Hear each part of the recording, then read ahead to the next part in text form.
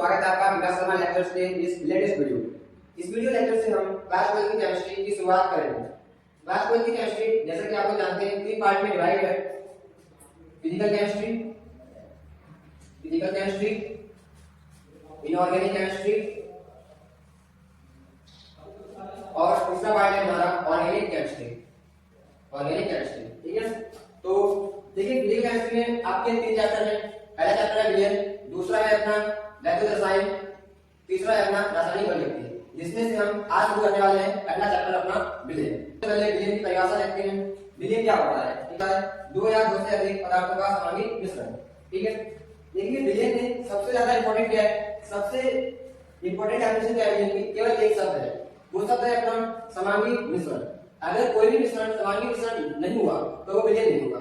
ठीक है, तो मेन इंपॉर्टेंट क्या है? सामूहिक मिश्रण होता है। विलयन क्या होता है? सामूहिक मिश्रण होता है। ठीक, दो या दो से अधिक पदार्थों का सामूहिक मिश्रण। अब देखिए सामूहिक मिश्रण क्या होते हैं? सामूहिक मिश्रण का मतलब होता है प्रत्येक अवयव का संगठन कैसा होगा? एक जैसा होगा, एक समान होगा।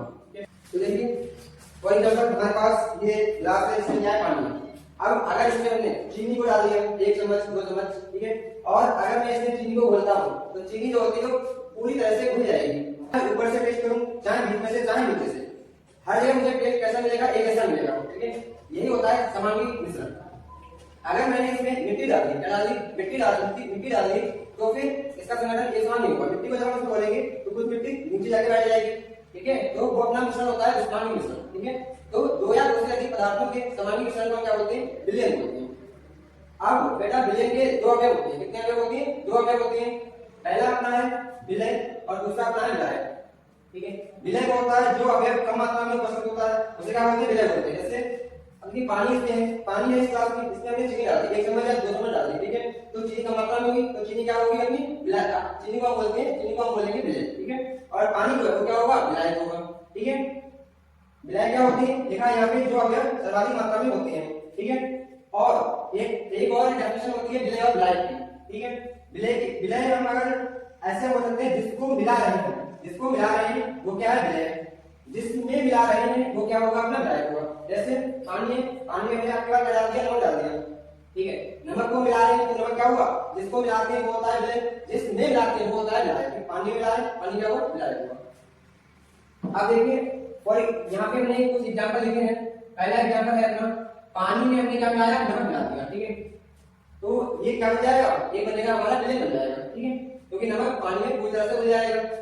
तो देखिए विलयन ये जो विलयन बना है इससे बोलते हैं द्विअंगी विलयन। ठीक है, क्योंकि इसमें केवल दो लोग हैं, एक पानी है और एक नमक है। ठीक है, और नीचे हमने दूसरा एग्जांपल लिया है विलयन का ही हमने दूसरा एग्जांपल लिया है जिसमें हमारे पास कितने अवयव है? तीन अवयव है। जैसे पानी लिया है हमने, शक्कर लिया है और नींबू लिया है। ठीक है, तो तीन अवयव है तो इसको बोलते हैं त्रिअंगी विलयन। ठीक है, साफ साफ लिखा गया है त्रिअंगी विलयन क्या होती है? ऐसा विलयन जिसमें तीन अवयव होते हैं वो होता है अपना त्रिअंगी विलयन। ठीक है, और ऐसा विलयन जिसमें केवल दो अवयव होते हैं उसे हम बोलते हैं द्विअंगी विलयन।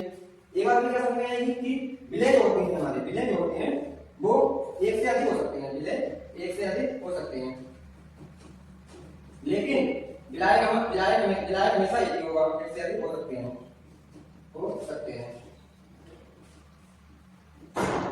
लेकिन जो विलायक होंगे वो क्या होंगे?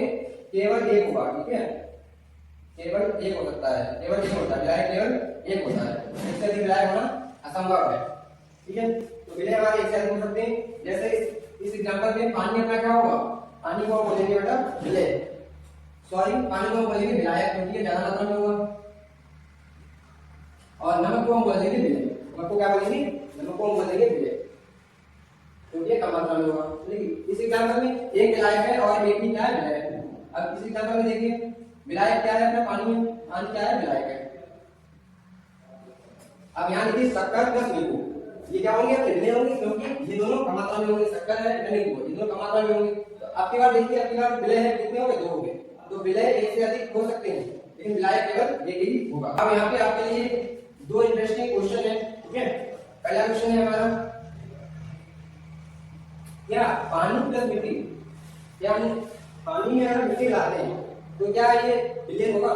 क्या ये द्विअंगी विलयन होगा या ये त्रिअंगी विलयन होगा? ठीक है, तो बेटा इसका आंसर क्या है? इसका आंसर है नहीं। पानी में अगर मिट्टी मिलाएंगे तो क्या होगा, वो अपना विलयन भी नहीं होगा, विलयन भी नहीं होगा, विलयन नहीं होगा, विलयन नहीं होगा। ठीक है, जब विलयन नहीं है तो विलयन का कोई सवाल ही नहीं उठता है। अब एक और इंटरेस्टिंग क्वेश्चन, बहुत ही मजेदार क्वेश्चन है आपके लिए, क्वेश्चन नंबर 2। ठीक है, 20 किलोग्राम की नमक की बोरी है, कितने किलोग्राम की, 20 किलोग्राम की नमक की क्या है हमारे पास बोरी है। अब इसी बोरी में हमने क्या किया, 1000 ml पानी मिला दिया, यानी कि 1 लीटर में पानी मिला दिया। ठीक है, तो सवाल ये है कि क्या यह द्विरंगी विलयन होगा। एक और सवाल दे सकते हैं आपको कि इसमें आपको बताना है विलेय कौन है और विलायक कौन है, विलेय कौन है। और तो इस सवाल का आंसर आपको कमेंट बॉक्स में कमेंट करके बताना है। ठीक है, चलिए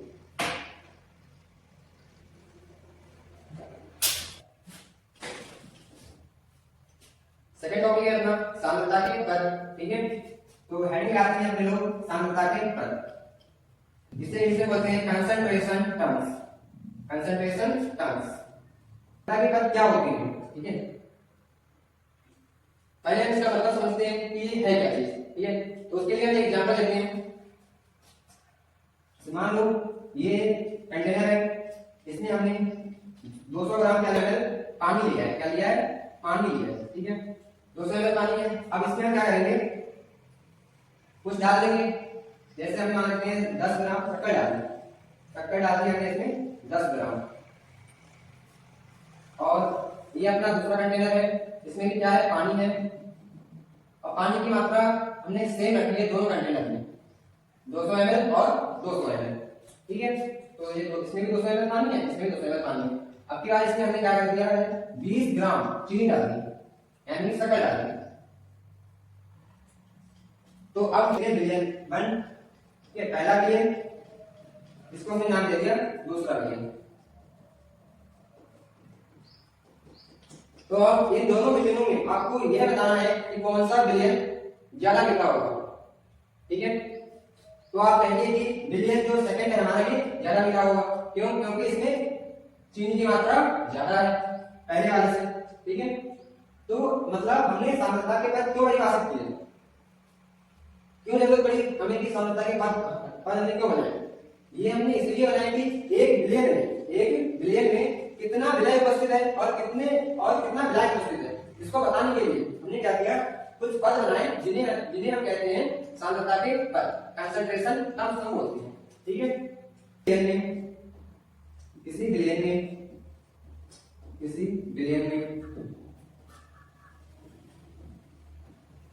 विलय और विलायक की मात्रा बताने के लिए, विलय और विलायक की मात्रा बताने के लिए जिन पदों का हम इस्तेमाल करते हैं, सांद्रता के पद। वैसे सांद्रता का मतलब होता है, सांद्र का मतलब होता है गाढ़ा, और तनु का मतलब होता है पतला। आज की क्लास में इतना ही, मिलते हैं हम आपके साथ एक और नेक्स्ट क्लास में दुगनी ऊर्जा के साथ। और अगली क्लास बहुत ही ज़्यादा इम्पोर्टेंट होने वाली है। अगली क्लास में हम मोरलता, वेट बाय वेट परसेंटेज जैसे कंसंट्रेशन टर्म्स को सीखेंगे। ठीक है, तो मिलते हैं आपसे नेक्स्ट क्लास में। So thanks for watching, please subscribe the channel for daily notification. Thank you.